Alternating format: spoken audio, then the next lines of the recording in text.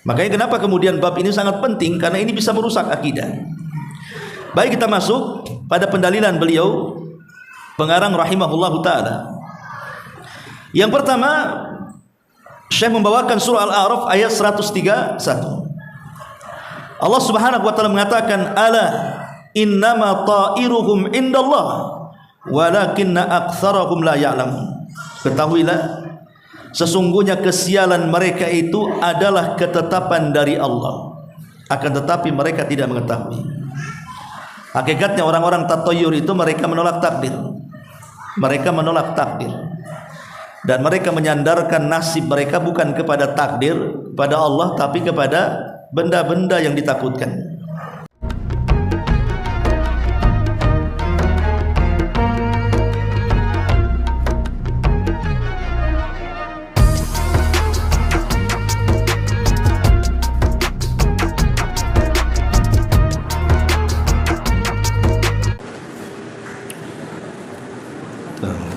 Bismillahirrahmanirrahim.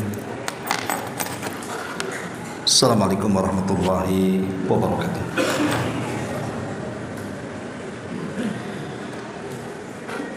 Alhamdulillah wassalatu wassalamu ala Rasulillah wa ala alihi wa sahbihi wa mawalah wa la hawla wa la quwwata illa billahi wa ba'd. Alhamdulillah, di malam ini kembali kita bisa meneruskan kajian Kitab Tauhid, dan kita masuk pada bab ma jaa fi at-tatayyur.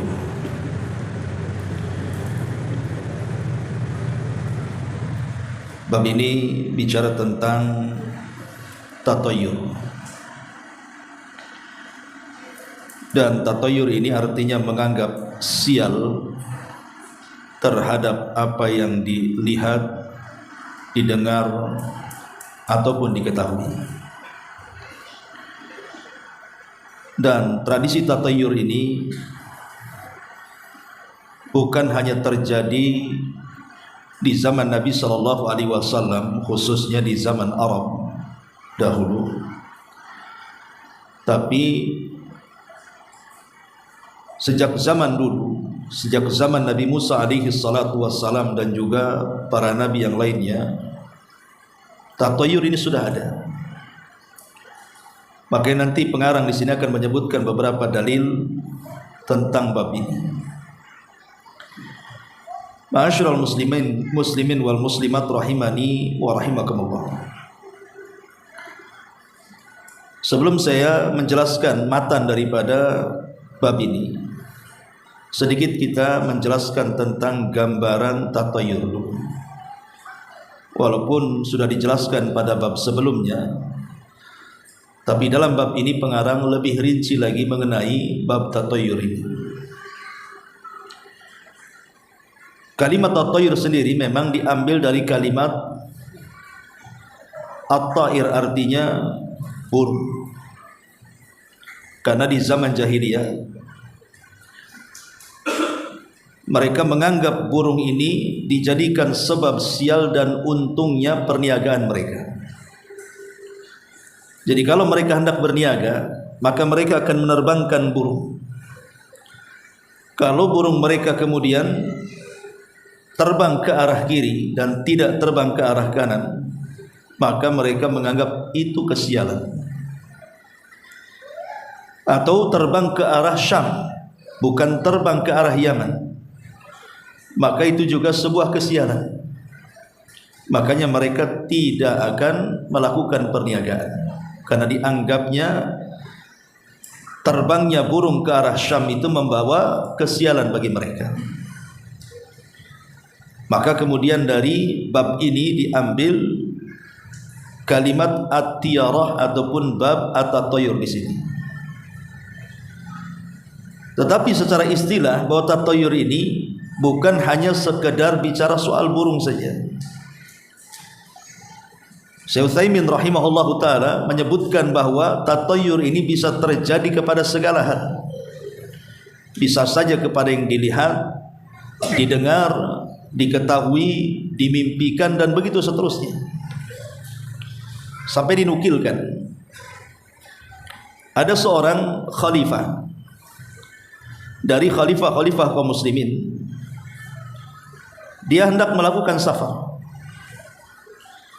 kemudian keluar dari istana. Tiba-tiba dia yang pertama kali pandangannya tertuju kepada orang buta. Akhirnya tiba-tiba dalam pikirannya berpikir bahwa perjalanannya akan sial. Maka kemudian dia memerintahkan prajuritnya, tangkap orang buta itu, masukkan dia ke penjara. Lihat, gara-gara tatoyur, orang salah, orang tidak bersalah jadi salah jadinya. Apa salahnya orang buta ini? Tiba-tiba dimasukkan ke dalam penjara. Dan khalifah mengatakan, jangan dikeluarkan sampai aku datang dari safar. Akhirnya sang khalifah pun safar. Alhamdulillah tidak ada apa-apa dalam perjalanan, sampai dia kembali pulang ke kerajaan. Sampai di kerajaan, akhirnya dia memerintahkan prajuritnya, keluarkan orang buta itu. Maka dikeluarkanlah orang buta itu. Tapi orang buta ini sebelum pergi, dia ingin menghadap sang raja. Akhirnya dibolehkan. Kemudian orang buta mengatakan kepada sang khalifah ini, lima sajantani, kenapa kau masukkan aku ke penjara? Apa salahku? Maka sang raja mengatakan, karena ketika aku keluar dari istana, yang pertama aku pandang kamu. Karena engkau buta, aku mengkhawatirkan perjalananku akan tersesat. Makanya aku suruh engkau masuk penjara sementara sampai aku pulang. Kemudian orang buta ini mengatakan kepada sang raja, bagaimana hari-harimu? Apakah juga ada kesialan? Maka sang raja mengatakan, alhamdulillah bi khairin. Alhamdulillah saya dalam kondisi baik-baik saja. Kemudian orang buta mengatakan, adapun saya justru sebaliknya. Justru saya kondisinya tidak baik-baik saja. Dan saya gara-gara melihat kamu saya tertimpa kesialan, katanya. Karena dengan melihat kamu aku dipenjara pula sama kamu, katanya. Lalu yang membawa sial itu aku atau kamu, katanya. Dibalik sama orang buta. Gara-gara aku melihat engkau wahai khalifah, aku yang tertimpa kesialan. Karena tiba-tiba kau suruh prajuritmu, kau tangkap aku, kau masukkan aku ke penjara. Berarti kau yang bawa sial sebenarnya. Karena ketika engkau melihat aku, kau masukkan ke penjara, safarmu tidak ada masalah kan?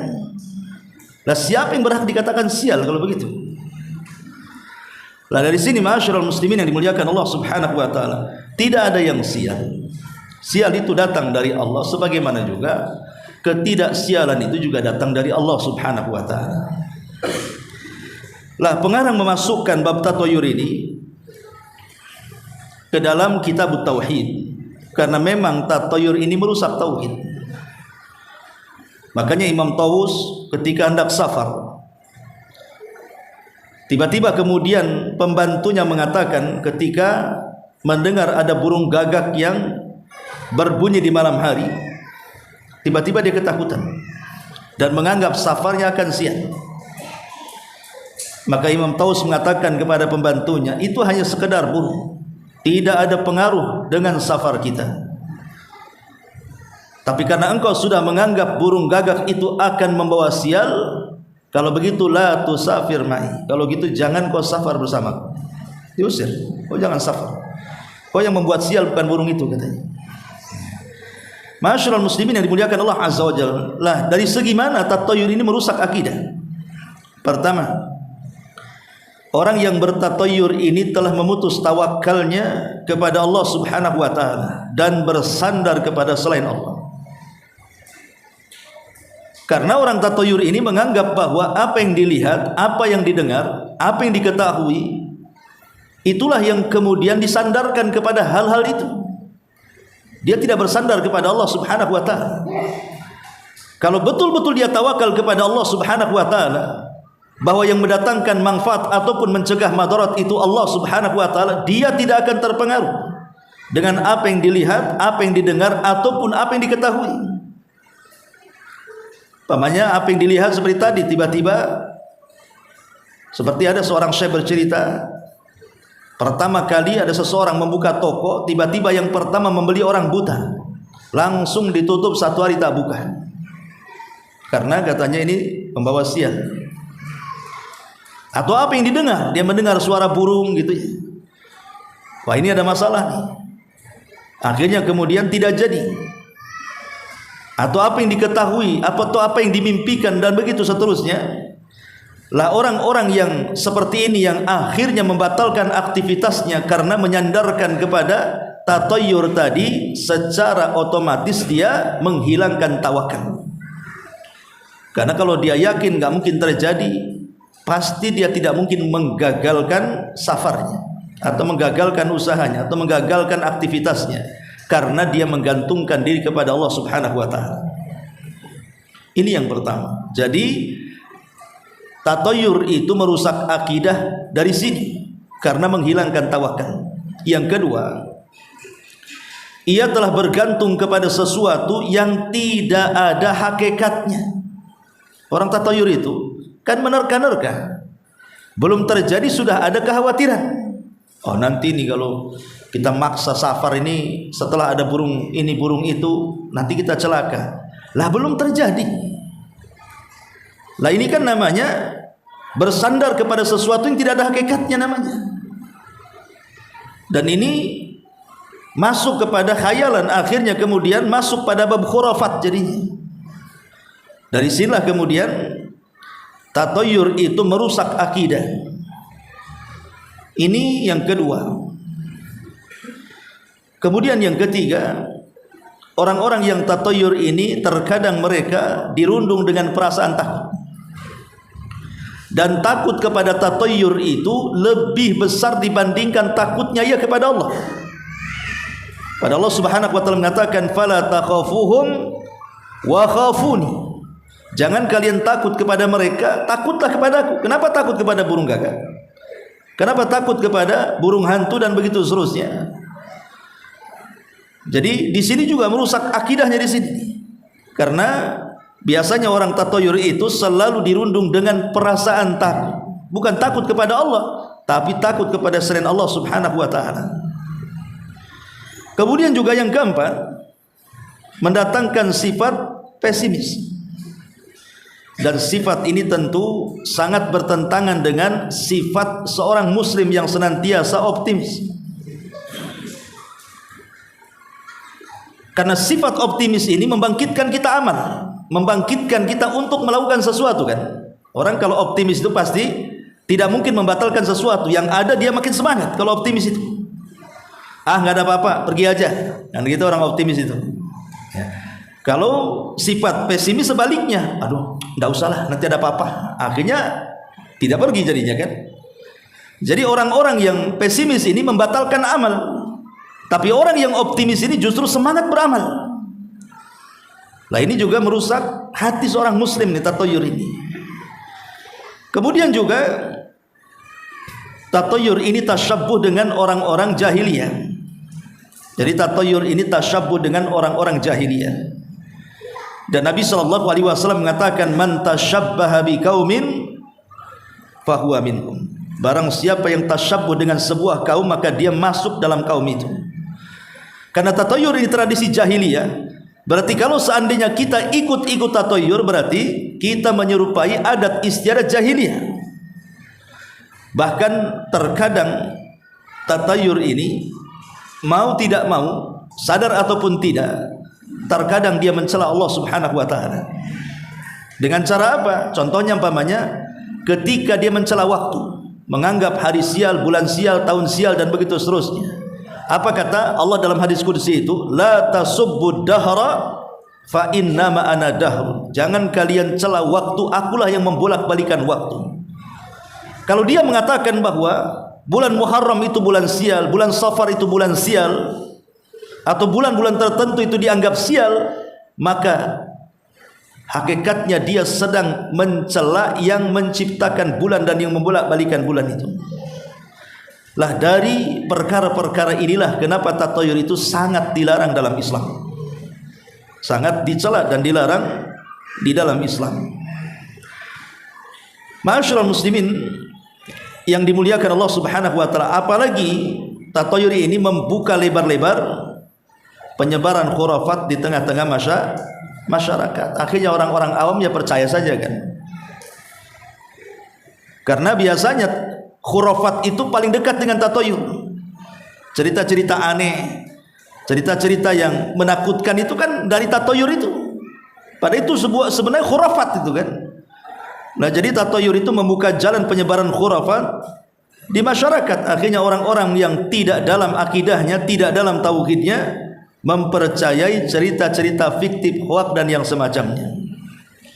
Makanya dengan tegas Nabi SAW mengatakan at-tiyaratu syirkun, at-tiyaratu syirkun, bahwa tiarah itu perbuatan syirik, bahwa tiarah itu perbuatan syirik. Lalu masuk dalam kategori syirik apa tiarah ini? Ulama membagi menjadi dua hukum. Tiarah ini bisa masuk kepada syirkul akbar, bisa masuk kepada syirkul asghar. Kapan tiarah ini bisa menjadi syirik akbar? Jika meyakini bahwa benda-benda atau apa yang dilihat atau apa yang didengar atau apa yang diketahui, kemudian tiba-tiba diyakini menciptakan sebuah kesialan atau keburukan, dan dia meyakini bahwa benda-benda atau sesuatu yang dilihat, didengar dan diketahui itulah yang betul-betul mendatangkan kesialan dalam hidupnya atau bersyirikat mendatangkan kesialan dengan Allah Subhanahu wa taala, maka tidak syak lagi kalau keyakinannya seperti itu, ini bukan syirik kecil, tapi ini syirkul akbar. Jadi kalau diyakini suara burung gagak itu yang menjadikan si fulan mati, atau diyakini kalau nabrak kucing umpamanya dia akan sial sepanjang hidupnya, kemudian pikir kenapa lah sial terus hidupku ini. Oh, rupanya karena aku waktu nabrak kucing gak sempat kusolatkan. Lah kalau seandainya kemudian benda-benda yang diyakini membawa kesialan itu betul-betul dinasabkan kesialan itu kepada benda-benda, kepada hewan-hewan tertentu, maka ini syirik besar. Syirik besar. Tetapi kalau seandainya dia yakin bahwa sial itu datang dari Allah, tetapi sebabnya mungkin datangkan burung hantu, burung gagak, binatang ini, binatang itu, maka dia telah menjadikan sebab sial yang bukan sebab sial. Lah kalau hanya semata-mata keyakinan seperti itu, maka menjadikan sebab yang bukan sebab, inilah baru kategorinya syirkul asghar, syirik kecil. Inilah perbedaan hukum tatayur masuk ke hukum mana? Masuk ke hukum syirik besar atau masuk ke hukum syirkul asghar, syirik kecil. Ma'asyiral muslimin wal muslimat rahimani wa rahimakumullah. Baik, ini sedikit tentang pengetahuan soal tatayur. Kita akan berikan beberapa contoh yang disebutkan dalam syuruhat, syarah-syarah kitab tauhid tentang contoh-contoh keyakinan tatayur. Pertama, apa yang dilihat? Contohnya adalah seseorang melihat burung terbang, atau melihat ular, atau melihat kupu-kupu hitam masuk ke rumah. Karena dulu saya masih kecil ingat di Jawa Barat itu kalau ada kupu-kupu masuk ke rumah itu diyakini akan datang tamu. Ya, kalau kupu-kupunya kecil ya tamunya kecil kan. Kalau yang si rama-rama yang gede itu, ini tamu gede nih masuk. Jadi ya namanya khurafat. Orang masyarakat pernah juga ke rumah saya ada kupu-kupu, tak ada pun tamu masuk. Jadi sebenarnya itu kan khurafat masyarakat saja, ya. Atau tiba-tiba ketika di malam hari tengok kucing hitam, ya, ataupun melihat, karena ada sebagian orang meyakini contoh cicak jatuh saja. Sebagian orang itu meyakini wah ini pasti ada yang meninggal di tetangga nih. Apa hubungan cicak yang jatuh kemudian tetangga pula yang mati? Ya, kecuali yang jatuh kan gitu ya. Ini kan khurafat namanya, dan ini bagian daripada tatayur. Atau contohnya menabrak kucing, tanda sial.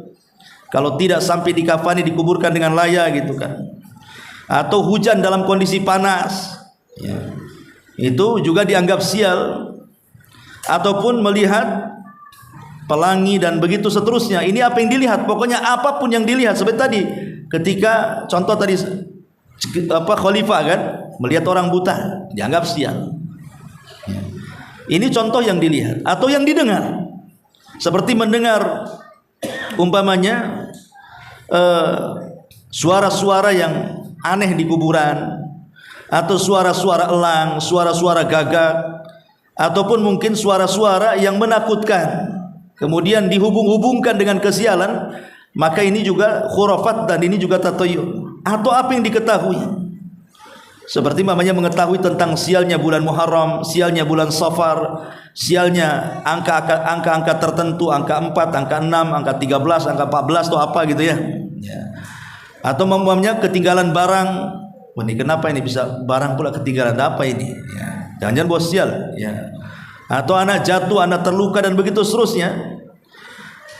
Nah, ini hal-hal yang sebenarnya di masyarakat ini ma'ruf, dan ini dari masa ke masa seperti itu. Keyakinan ini masih ada gitu ya. Kecuali orang-orang yang masyarakat yang disentuh dengan kajian-kajian tauhid, alhamdulillah sebagian mereka mungkin sudah tidak ada lagi keyakinan seperti ini. Tapi masyarakat-masyarakat yang di pedesaan yang tidak tersentuh dakwah tauhid kepada mereka, boleh jadi masih ada. Seperti bulan-bulan tertentu kok tidak dirayakan. Umpamanya bulan Muharram, kalau di tepi pantai tidak dirayakan petik laut, maka akan membawa sial, rizkinya akan kurang. Akhirnya kemudian mereka membuat kesyirikan, karena tatoyur itu sangat identik dengan kesyirikan ya.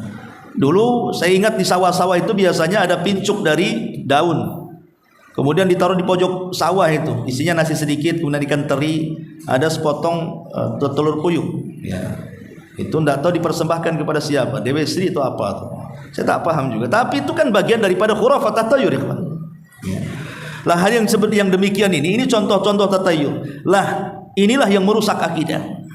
Atau sesuatu yang dimimpikan. Ada orang mimpi buruk, kepikiran terus, padahal mimpi buruk itu kan datang dari setan. Jadi tidak perlu dipikirkan. Mimpi buruk itu datang dari setan, tidak mungkin terjadi. Tidak mungkin terjadi. Makanya kenapa ketika para ulama menjelaskan tentang pentingnya berwudu sebelum tidur, salah satu faedahnya kata ulama mengatakan supaya ada kesempurnaan dalam tidurnya dan tidak diganggu dalam mimpi-mimpinya. Tapi kalau seandainya masih diganggu juga dalam mimpinya, tidak perlu dipikirkan, karena mimpi buruk itu pasti tidak akan terjadi. Karena yang akan terjadi atau memungkinkan terjadi itu hanya mimpi baik saja. Makanya disunnahkan atau dianjurkan untuk diceritakan kepada orang yang bukan orang hasad kepada kita. Kita boleh menceritakan supaya dia mentakwilkan dengan kebaikan. Karena yang namanya setan itu ikhwatu fiddin yang dimuliakan Allah Azza wa Jalla, dia berusaha menakut-nakuti kita.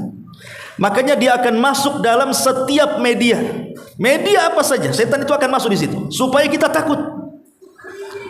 Seperti mamanya masuk ke dalam angin, masuk ke dalam bayangan ya, masuk ke dalam gerakan-gerakan dan begitu seterusnya. Makanya kita lihat kalau orang itu penakut, di rumah sedang terjadi hujan deras, tiba-tiba listrik mati, angin pula kencang, lupa pula jendela tak tutup, masuklah angin itu, goyang-goyang pula gorden itu ya. Kalau orang takut itu dan lain-lain pikirannya itu, kenapa gorden ini masuk, padahal dia lupa tutup jendela kan.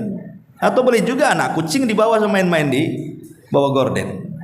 Atau mungkin karena angin itu kena spandek, kena seng, mungkin murnya jadi longgar, akhirnya buat suara kan. Setan masuk di suara tuh. Akhirnya orang-orang yang penakut itu dia dengar seng itu bukan suara seng, disangkanya suara setan itu. Ataupun mungkin masuk dalam bayangan. Umpamanya ada pohon di samping rumah, ya, kena angin, nampak bayangannya. Orang penakut itu apapun jadi setan. Jangan itu pohon pisang lo jadi setan. Coba saja orang penakut nih, kalau dia jalan ke kegelapan, itu pohon pisang sebenarnya. Ada bendera partai warna putih. Itu disangka setan, dia bisa lari loh ya. Dia bisa masuk ke situ setan itu. Makanya saya katakan tadi, setan itu akan masuk pada semua media. Kenapa sampai Rasul mengatakan kalau engkau lewat di sebuah tempat yang menakutkan, la tubali, jangan pedulikan, qul bismillah. Katakan bismillah. Rasul mengatakan dua perkara di sini, jangan pedulikan dan bacalah basmalah. Ya. Karena hakikatnya sebenarnya takut kepada setan itu tabiatnya. karena setan musuh kita. Wajar kita takut kepada musuh itu secara tabiat, bukan syirik. Ya. Yang menjadi syirik itu kalau takutnya berlebihan sampai kepada tingkat tatoyur, menganggap perkara ini sial, perkara itu sial, akhirnya tidak mau bergerak karena dikhawatirkan ini pasti membawa kesialan. Lah inilah yang kemudian dari perasaan takut tabiat menjadi takut syirik jadinya. Makanya kenapa kemudian bab ini sangat penting, karena ini bisa merusak akidah. Baik, kita masuk pada pendalilan beliau pengarang rahimahullahu ta'ala. Yang pertama, Syekh membawakan surah Al-A'raf ayat 131. Allah subhanahu wa ta'ala mengatakan, ala innama ta'iruhum indallah walakinna aktsarahum la ya'lamun. Ketahuilah, sesungguhnya kesialan mereka itu adalah ketetapan dari Allah, akan tetapi mereka tidak mengetahui. Hakikatnya orang-orang tatoyur itu mereka menolak takdir. Mereka menolak takdir. Dan mereka menyandarkan nasib mereka bukan kepada takdir, pada Allah, tapi kepada benda-benda yang ditakutkan. Dan ini bahaya. Surah Al-A'raf ayat 131 ini kan menceritakan tentang kisah Nabi Musa. Jadi Fir'aun dan para pengikutnya, kalau seandainya mereka terkena musibah, datang paceklik, datang banjir, gagal panen atau apalah kan begitu yang membawa musibah, maka mereka membawa musibah ini gara-gara Musa dan para pengikutnya.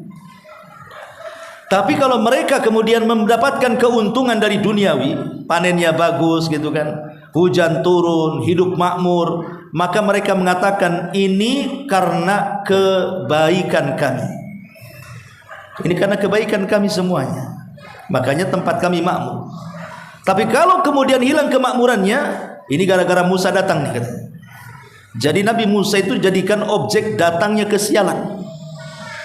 Dari sini kita tahu tatoyur itu bukan di zaman Nabi saja, sampai di zaman Nabi Musa juga orang-orang sudah ada keyakinan tatoyur ini.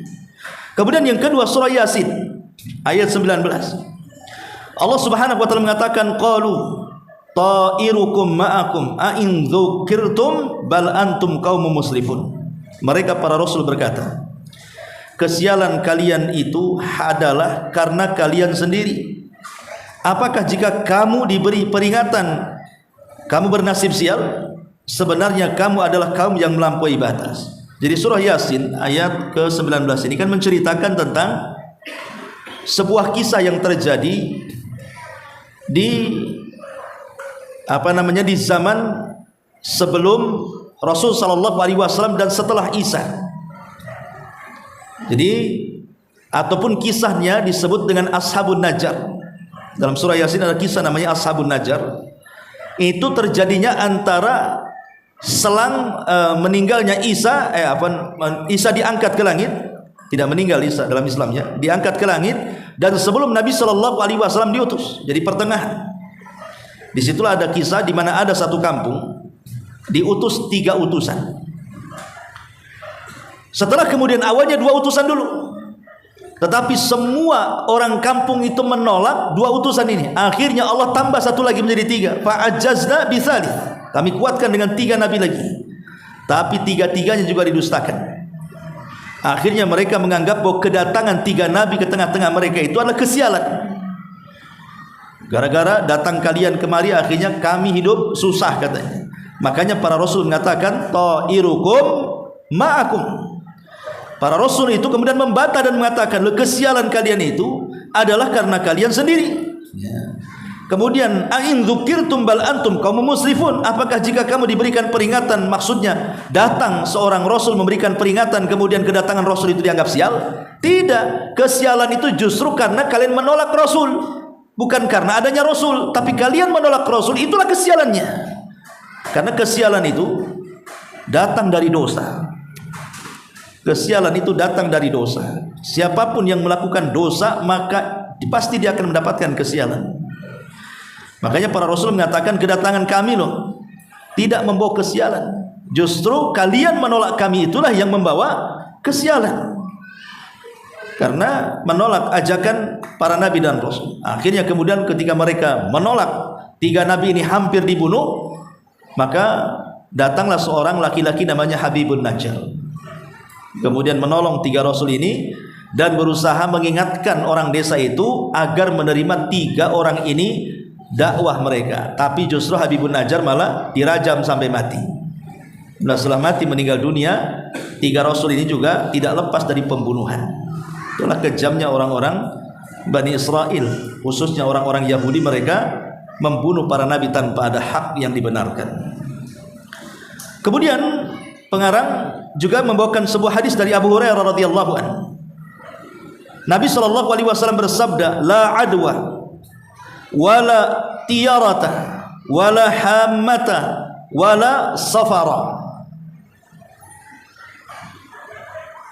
Di sini pengarang mengatakan bahwa tidak ada adwa. Tidak ada adwa, itu maksud adwa di sini artinya penyakit yang menular. Tidak ada penyakit yang menular. Kemudian wala tiarata, dan tidak ada tiara, menganggap sial sesuatu yang dilihat, didengar atau diketahui.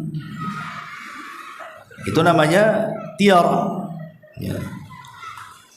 Adapun adwa sendiri, ma'asyiral muslimin yang dimuliakan Allah Subhanahu wa taala,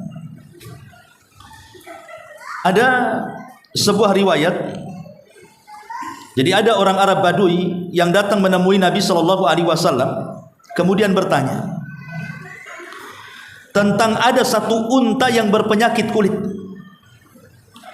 Dan tatkala kumpul dengan unta yang lainnya, maka unta pertama menularkan kepada unta yang lainnya. Yang tadinya satu unta saja terkena penyakit kulit, pas dikurung satu kandang dengan unta yang lainnya, adalah beberapa unta yang lainnya juga terkena penyakit yang sama. Itu maksudnya.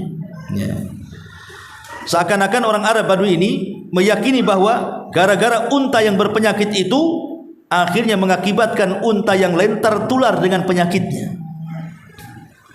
Maka Nabi SAW membantah dengan mengatakan, "Faman a'dal awwal." Lalu siapakah yang menulari unta yang pertama tadi? Rasul mengatakan, oke, kalau kamu mengatakan gara-gara unta yang pertama yang punya penyakit itu digabungkan dengan unta yang tidak berpenyakit, akhirnya unta yang tidak berpenyakit akhirnya tertular. Pertanyaannya, lah unta yang pertama yang kena penyakit itu penyakit dari mana? Unta mana yang menulari dia? Unta mana dia nggak ada unta lain kecuali dia? Yang pertama inilah dari mana penyakitnya? Kalau memang penyakit yang menular gitu ya. Makanya Rasul mengatakan, "Fama a'dal awal." Lalu siapa yang menulari yang pertama tadi? Maka dari sini menunjukkan bahwa tidak ada penyakit yang menular secara zatnya. Itu maknanya. La adwa di sini maksudnya tidak ada penyakit yang menular secara zatnya. Tapi boleh juga karena sebab, bukan zat. Ya. Kalaupun seandainya ada penyakit yang berpindah dari satu penyakit ke penyakit berikutnya, itu karena sebab saja, bukan karena zat penyakitnya. Karena di hakikatnya tidak ada yang menular penyakit itu. Buktinya masa corona kemarin. Kalau memang penyakit corona itu menular kemana-mana, tentu tidak ada satupun yang akan hidup dengan penyakit corona kan? Karena akan menular kemana-mana. Tapi buktinya ada yang kena, ada yang juga enggak, ada yang mati, ada yang hidup. Menunjukkan secara zatnya itu tidak menular. Tetapi walaupun demikian, kita harus menghindari sebabnya. Kata Nabi SAW, kalau di sebuah tempat itu ada wabah, jangan masuk. Ya. Dan orang yang di dalam jangan keluar, kata Rasul, untuk menghindari penyebaran penyakit. Maksudnya di sini bicara tentang sebab, bukan bicara soal zat. Ya. Ma'asyiral muslimin yang dimuliakan Allah Subhanahu wa taala. Lah dalam hadis-hadis yang lain Nabi SAW juga mengatakan, "Firra minal majdum kama tafirru minal asadi." Jauhilah engkau dari orang yang terkena kista sebagaimana engkau lari dari kejaran singa. Dari sini Nabi SAW menyuruh kita untuk menghindari orang yang berpenyakit menular. Kemudian Nabi SAW mengatakan, "La yuridu mumridun ala musih." Yang sakit jangan mendekat ke yang sehat. Kata Rasul, yang sakit jangan mendekat ke yang sehat.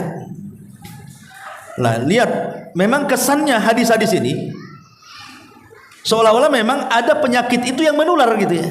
Kalau kita melihat hadis-hadis tadi, bahwa yang sakit jangan mendekat ke yang sehat. Kalau ada di sebuah negeri itu wabah, jangan kau masuk, dan di luar jangan keluar, nanti akan menyebarkan penyakit. Ya, termasuk juga lari dari penyakit kista seperti kau lari dari macan. Ya.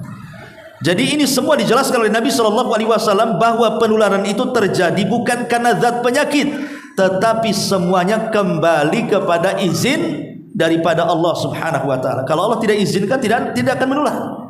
Tapi kalau Allah izinkan, bisa saja menular. Artinya di sini kita harus mencari sebab menjauhi penyakit. Maka kesimpulannya, tidak ada penyakit yang menular, itu maksudnya tidak ada zat penyakit yang menular. Tetapi bisa saja penyakit ini menular tetapi karena izin Allah. Jadi semua karena izin Allah. Tapi zatnya kemudian menularkan kepada orang lain, ya enggak. Kalau Allah tidak izinkan, ya tidak mungkin menular penyakit itu, walaupun kata dokter ini menular. Karena semua terjadi itu karena izin daripada Allah Subhanahu wa taala, itu maknanya. Ya.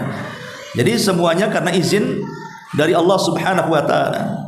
Dari sini Nabi SAW ingin menghilangkan keyakinan orang-orang jahiliyah bahwa penyakit menular itu tertular dengan sendirinya tanpa izin dari Allah. Maka kita orang Islam mengatakan penyakit itu menular semua karena izin dari Allah, bukan karena zat penyakitnya. Di situ sisi pendalilannya. Kemudian yang kedua, wala tiyaratu, dan tidak ada tiara, tidak ada kesialan yang disebabkan oleh burung ataupun hewan yang lainnya. Kemudian kata Nabi SAW, wala hammata wala safara, wala hammata wala safara, dan tidak ada hamma. Hamma itu maksudnya burung hantu. Karena di zaman jahiliyah itu, kalau ada burung hantu yang datang, mereka menganggap bahwa burung hantu itu mendatangkan kesialan kepada mereka. Nampak burung hantu, mendengar suara burung hantu, orang-orang jahiliyah itu ketakutan, seolah-olah akan membawa kesialan dalam hidup mereka, atau meyakini bahwa kedatangan mereka itu memberikan tanda bahwa akan ada orang sakit, bahwa akan ada orang yang meninggal. Lah ini keyakinan orang-orang jahiliyah. Maka Islam datang mengatakan tidak ada urusan burung hantu. Bahkan sekarang burung hantu dipelihara. Mana ada mati itu yang melihara burung hantu. Jadi dari sini menunjukkan bahwa ingin membatalkan burung tidak ada kaitan. Bahkan burung sendiri sebenarnya bingung. Mungkin kalau kita jadi burung, mungkin bingung juga, kenapa aku dijadikan sebab matinya orang, kan gitu ya. Lah burung ini nggak berakal, dia tahu menahu soal kematian, karena dia tidak datang dengan membawa malaikat maut, kan? Apa burung hantu itu datang membawa malaikat maut? Tidak, dia binatang yang tidak berakal, dia sendiri tidak tahu kenapa manusia menjadikan dia pembawa sial, kan? Apa salah saya kalau umpamanya kita jadi burung, kan? Kenapa kemudian saya diburung hitamkan? Burung kambing hitam ya, burung hitamkan ya. Lo burung lo nggak berakal, nggak? Kenapa kemudian membawa kesialan? Ini kan nggak logis ya cara berpikir. Termasuk juga safar, tidak ada safar. Maksud safar di sini adalah bulan safar. Ya. Karena orang-orang jahiliyah itu menganggap bahwa bulan safar itu bulan sial, sama dengan Muharram juga. Itu dianggap bulan sial, makanya di zaman jahiliyah kalau datang bulan safar, mereka tidak akan menikahkan anak-anak gadis mereka, mereka tidak akan bekerja, mereka tidak akan safar. Pokoknya mereka akan duduk di rumah, sebab aktivitas mereka membawa kesialan. Maka datang dalam Islam la safara, tidak ada kesialan di bulan safar. Sama kalau di negeri kita ini kan bulan Muharram disebut bulan sial. Makanya orang-orang dulu banyak yang kemudian merendam keris-keris, merendam senjata-senjata pusaka gitu ya, supaya tidak mendatangkan sial di bulan Muharram. Sampai ada sebagian mereka membuat ritual macam-macam. Ya, maka dalam Islam justru bulan Muharram bulan mulia dan bukan bulan sial. Ya. Ma'asyiral muslimin yang dimuliakan Allah Subhanahu wa taala. Ini hadis yang berikutnya, la safar, tidak ada safar. Termasuk juga kata Nabi SAW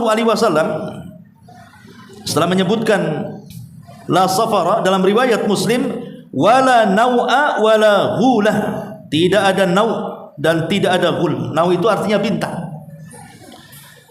Karena orang-orang jahiliyah meyakini bahwa peristiwa-peristiwa yang terjadi di bumi itu karena ada pengaruh bintang yang menciptakannya.